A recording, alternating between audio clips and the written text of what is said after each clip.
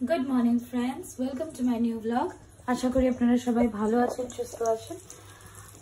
সকালবেলায় উঠেই চান টান করে আমি ভাবছি এখন বেগুন আর একটা ডিম সিদ্ধ দিয়েছি ডিপের জন্য, আমি খাবো না।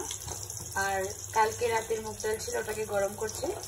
ডিপ এগুলো দিয়ে দোকানে খেয়ে যাবে। আর আমার যেহেতু আজকে অফিসে আমি মার বাড়ি যাবো, তো আমি সকালে ভাত খাওয়াটা স্কিপ করে দিলাম। আমি এদিকে বানাচ্ছি হলো উত্তাপম, তবে দই ছিল না, ওটস উত্তাপম বানাচ্ছি।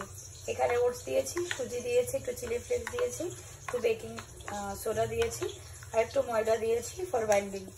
আর ক্যাপসিকাম আর পেঁয়াজ কেটে রেখেছি, সেটা দিয়ে বানাবো। আর ওদিকে দীপ পুজো দিচ্ছে। রিক্সাওয়ালাটাকে একটু ঠান্ডা দিলাম, গরমে কষ্ট লাগছিল।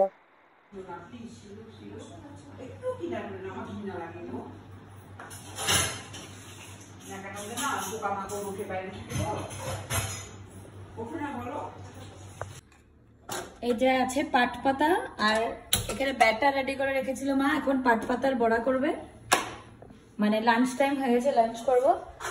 আর এখানে কি আছে আপনাদেরকে একটু পরে দেখাবো থাল সাজানোর পর। হ্যাঁ, মাছের ঝোল করেছে, আর উস্তে আলু সিদ্ধ মেখে পাট পাতার বড়া দিয়ে খাওয়া হবে।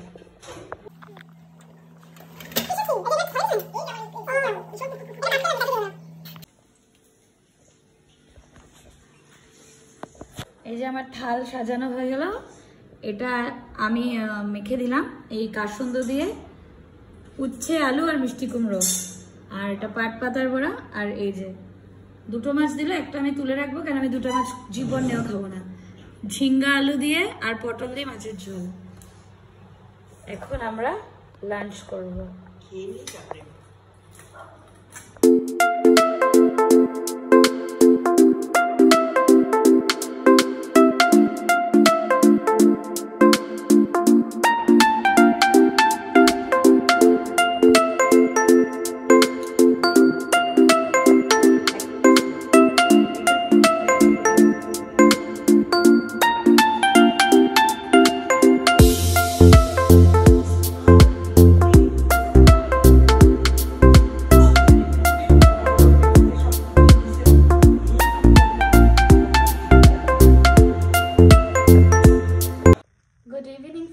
চলে এসেছি মার বাড়ির থেকে। সারাদিন বেশ ভালোই কাটলো, কিন্তু মনটা ভীষণ খারাপ। আমার মার শরীরটা একদম খারাপ, মানে মার অপারেশন হয়েছিল না, তারপরে বেশ ভালোই ছিল, কয়েকদিন ধরে ভীষণ খারাপ শরীরটা। তো মনটা ভালো লাগছে না। দেখি দিদিও এসেছিল, দিদিরও মনটা ভালো না, যেহেতু মায়ের শরীর খারাপ। কখন কার কি হয়ে যায় কেউ বলতে পারে না। প্রচুর ডাক্তার দেখানো হয়েছে, রিপোর্টসও ঠিক আছে আফটার অপারেশন, কিন্তু এখন মানে ভেতরে কি হয়ে আছে এটা কখনো না ডাক্তাররাও ধরতে পারে না।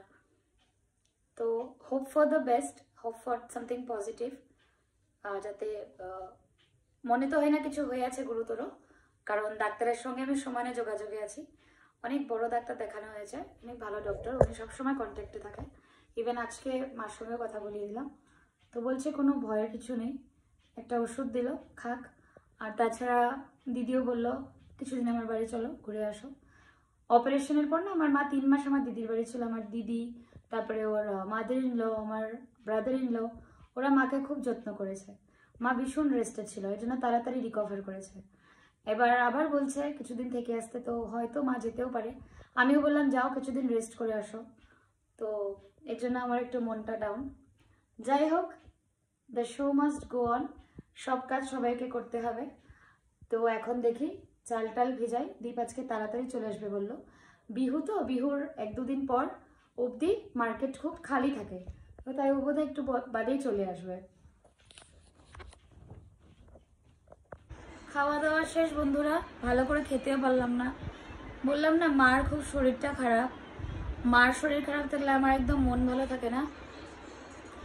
যাই হোক, আবার ডাক্তার দেখাবো।